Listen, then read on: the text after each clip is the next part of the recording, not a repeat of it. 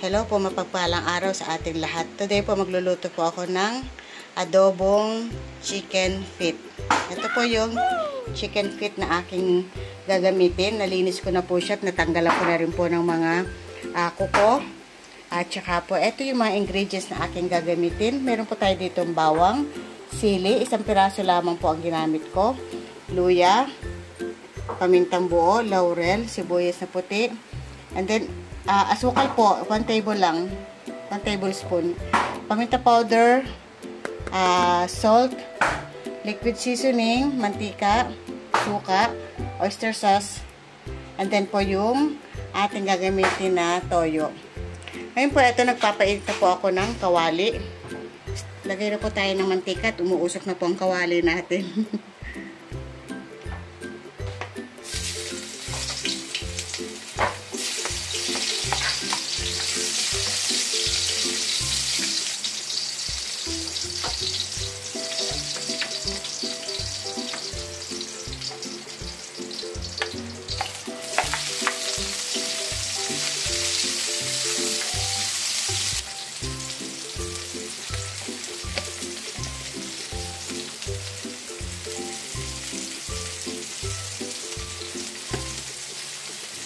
So, umpisa pa lang talaga naglalagay na ako ng paminta powder at saka ng salt. Para po may lasa na yung ating, so umpisa pa lang ay may lasa na po yung ating ginigisa.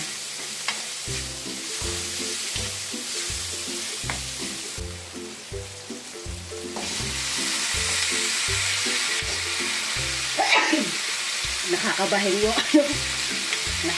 yung paminta. Pag puro po kasi ang paminta, malalaman nyo yan, babahinin kayo.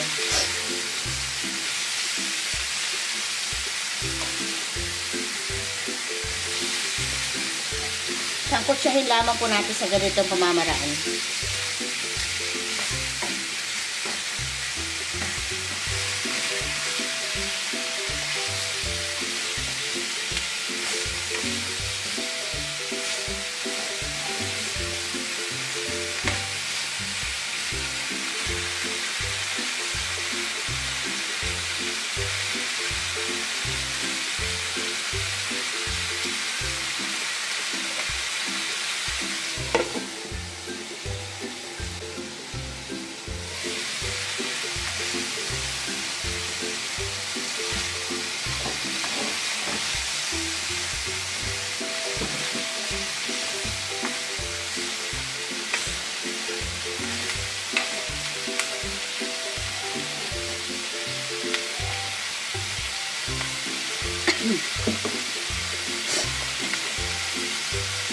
Toyo po.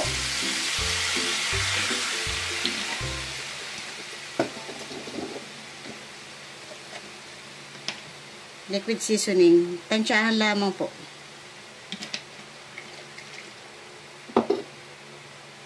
Sugar. And then tubig po. Mapalambot na po natin sa ganito. Damihan po natin kasi papalambutin natin ang palalambot.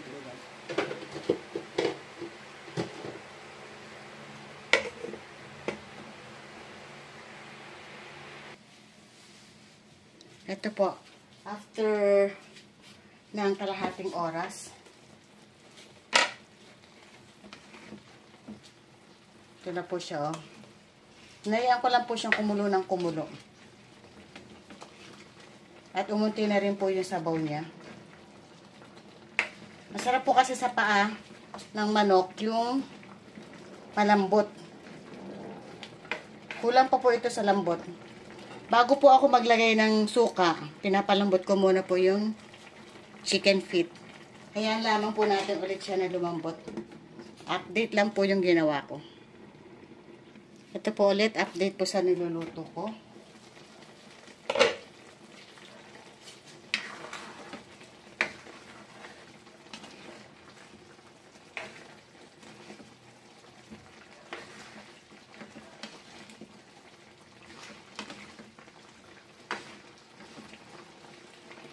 Dapat na po ng sabaw, oh. Tikman ko lang po.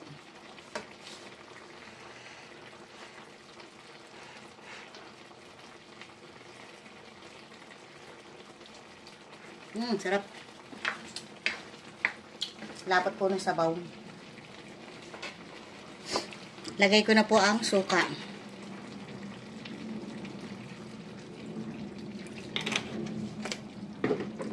Tsaka po ang oyster sauce.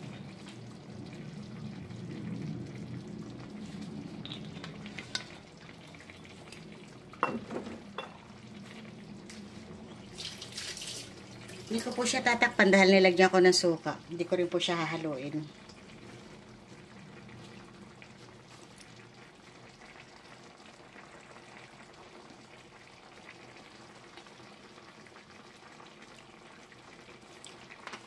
Yan. Patagal-tagal na pong kumulo. Haluin na po natin.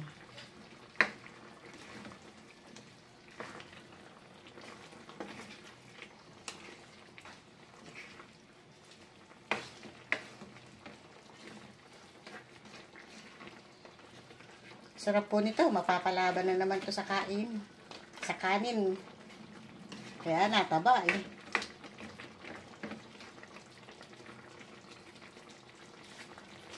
Suman ko po ulit.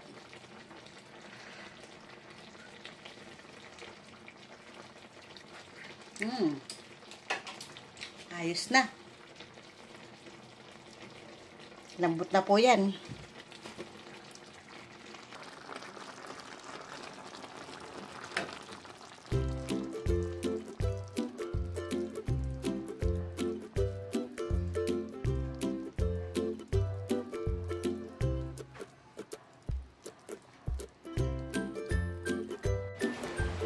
Ito po, kain po tayo.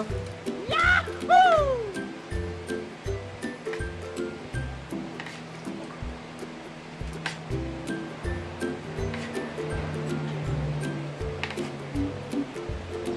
Wala po yung anak ko si Cedric eh. Nasa school po siya ngayon.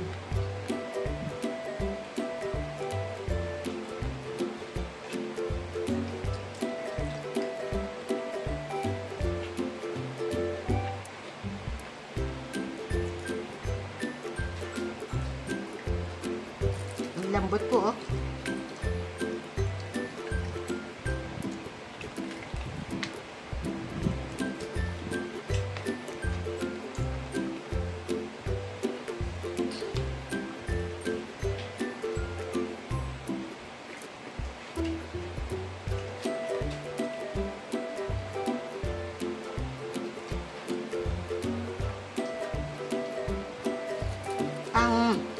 Ang paa ng manok po, mataas din po siya sa collagen. Tsaka po hindi nakakapag-arthritis po ang paa ng manok.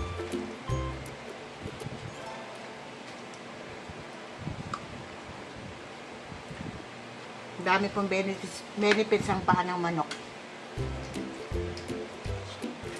Kaya ako mas gusto ko po ang paa ng manok.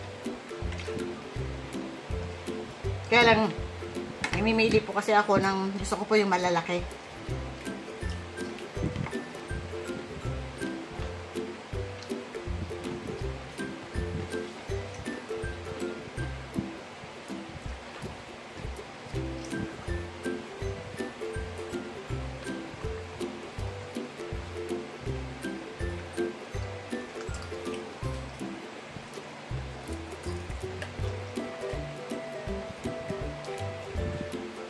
Masarap po siya, tama-tama lang din sa anghang.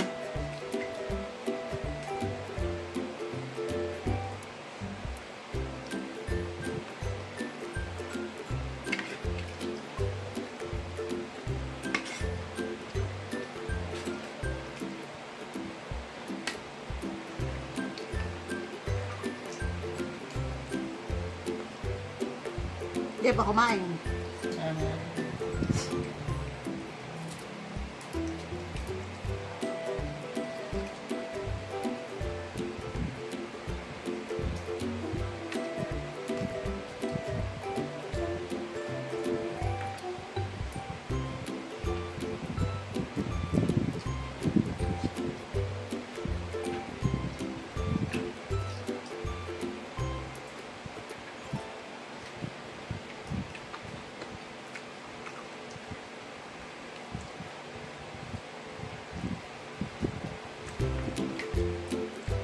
Masarap din po itong papakin.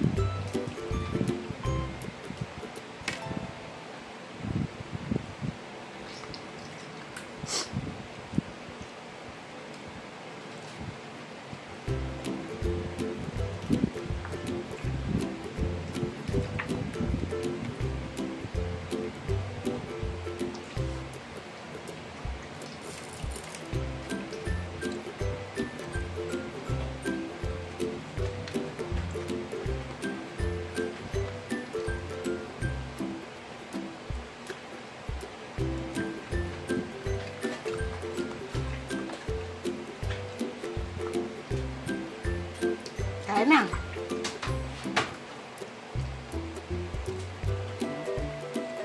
Sarap nga eh. Yahoo!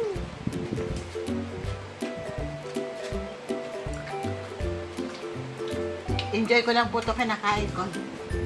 Bye-bye po.